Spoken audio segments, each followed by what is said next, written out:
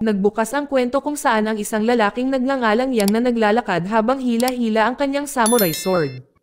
Maya-maya ilang lalaking nakamaskara ang lumabas mula sa tubig. Ngunit hindi nagpakita si Yang ng bakas ng takot.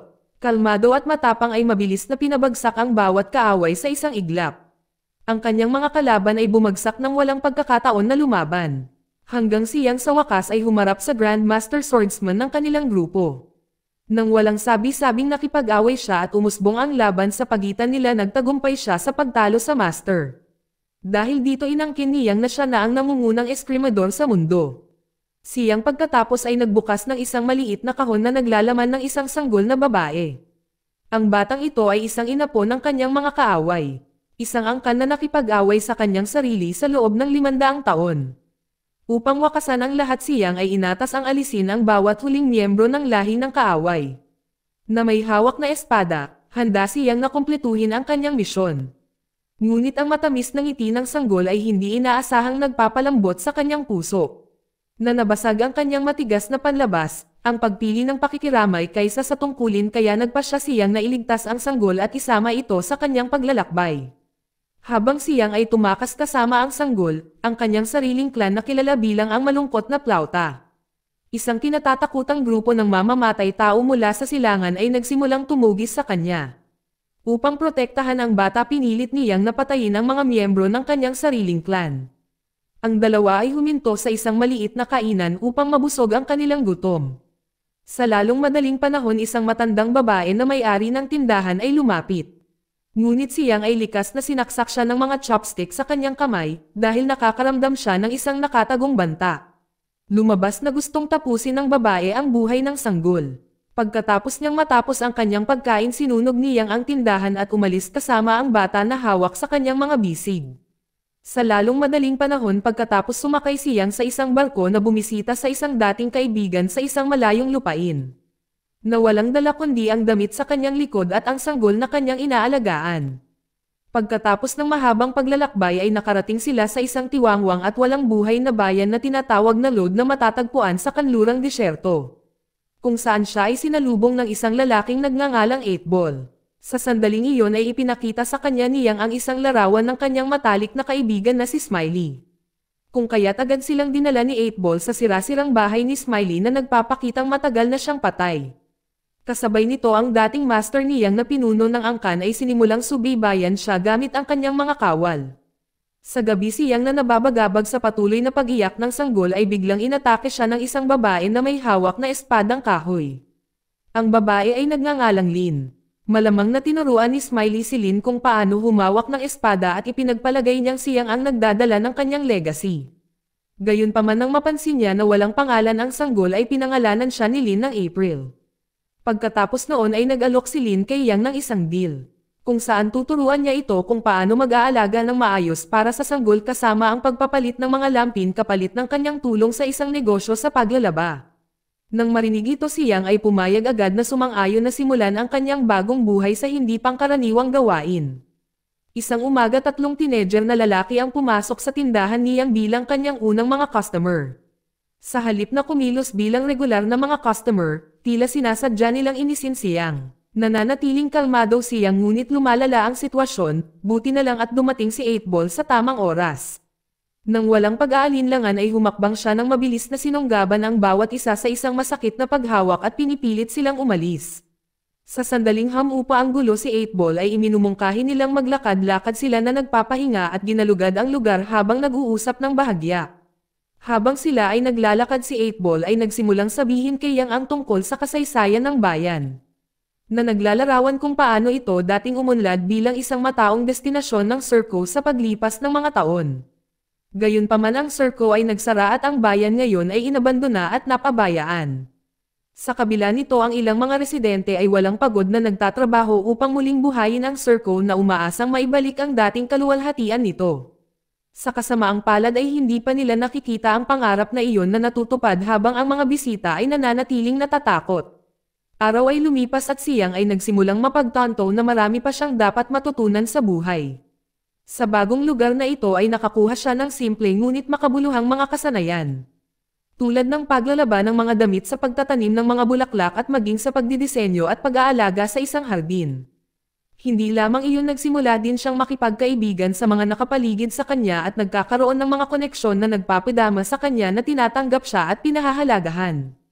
Nang dahan-dahan ang pang-araw-araw na buhay ni Yang ay nagbabago na hindi na pinagmumultuhan ng kanyang nakaraan bilang isang mandirigma at mamamatay tao. Si Yang ay namuhay ng mapayapa at hindi niya akalain na mapupunta siya sa buhay na ito. Isang araw nalaman ni Yang na si Lin ay bumisita sa isang libingan at naglalagay ng mga bulaklak. Dito na curious si Yang at nagtanong kay 8-Ball tungkol dito at ibinahagi niya ang kalunos-lunos na kwento ni Lin. Ilang taon na ang nakalipas bago bumagsak ang bayan, sinira ng isang pangkat ng mga outlaws na sumalakay sa pag-agaw ng kontrol.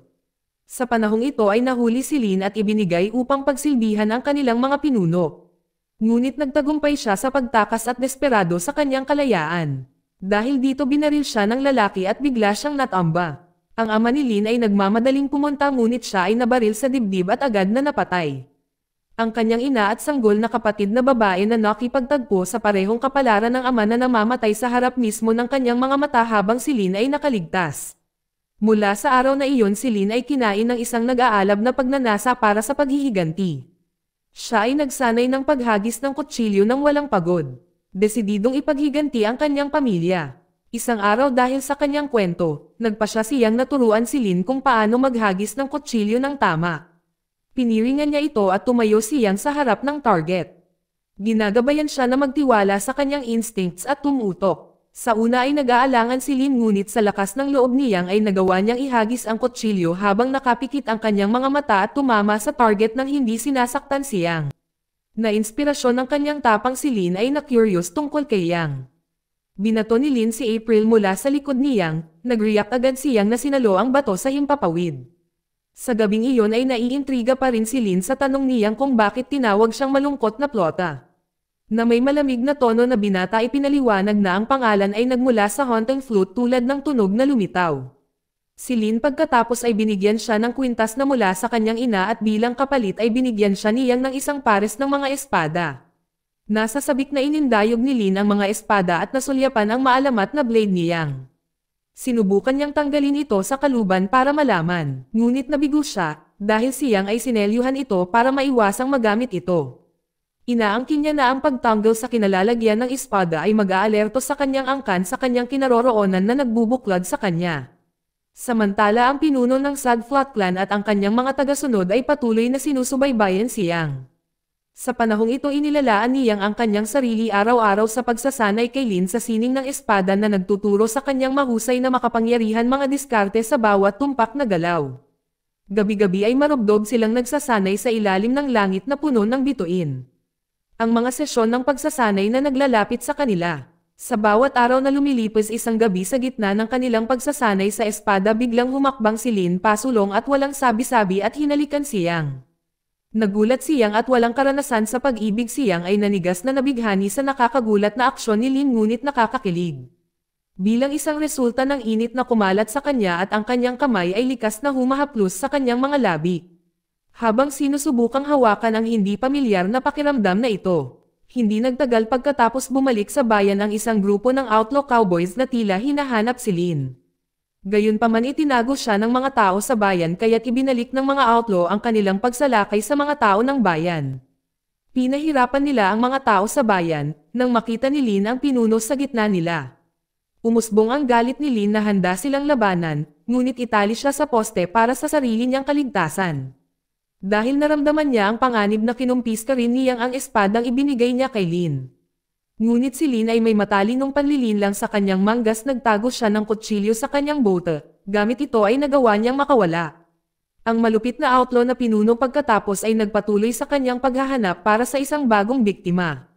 Naghahanap ng mga kababaihan na may kakaibang kagustuhan para sa perpektong malinis na mga ngipin. Ilang sandali pagkatapos niyang makahanap ng angkop na target. Ngunit habang ang kanyang asawa ay nagmamakaawa walang awang pinagbabaril sila ng pinuno.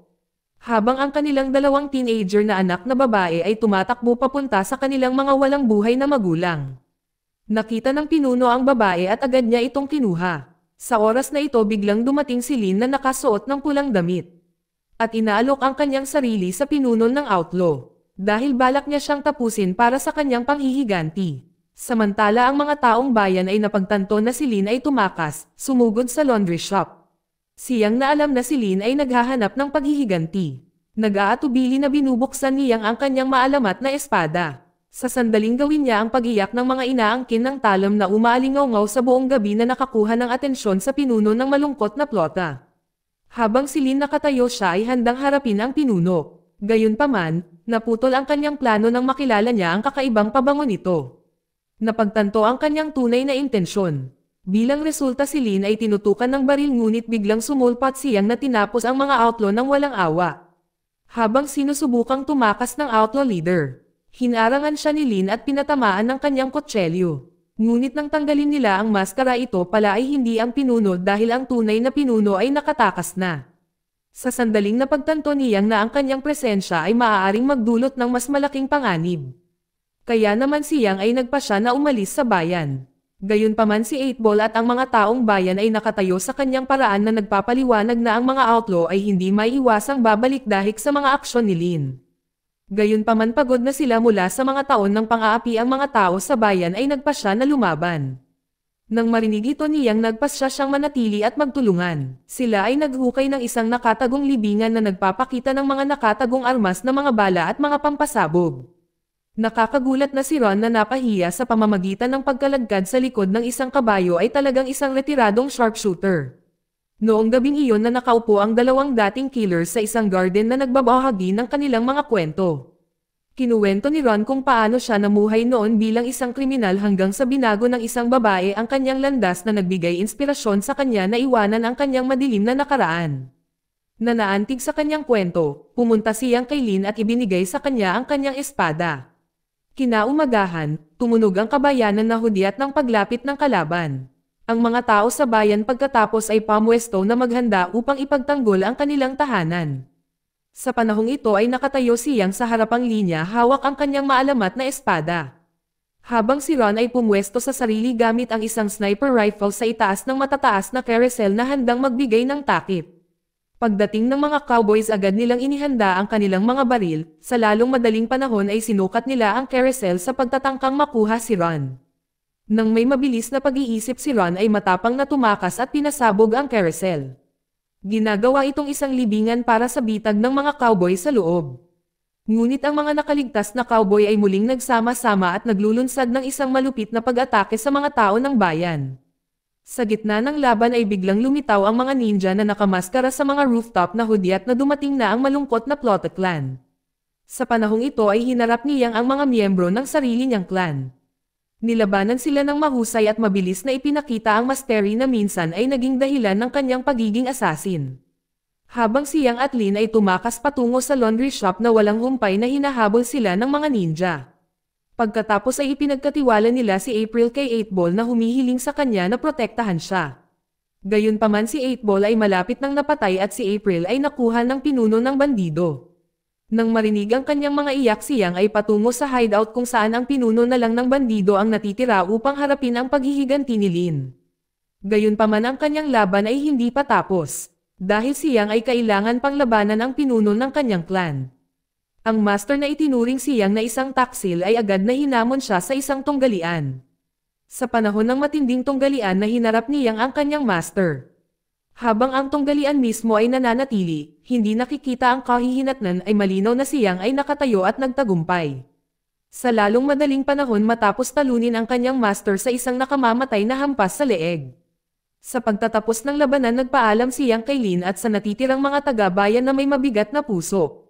Ipinaliwanag niya na dapat siyang umalis bilang mga miyembro ng clan.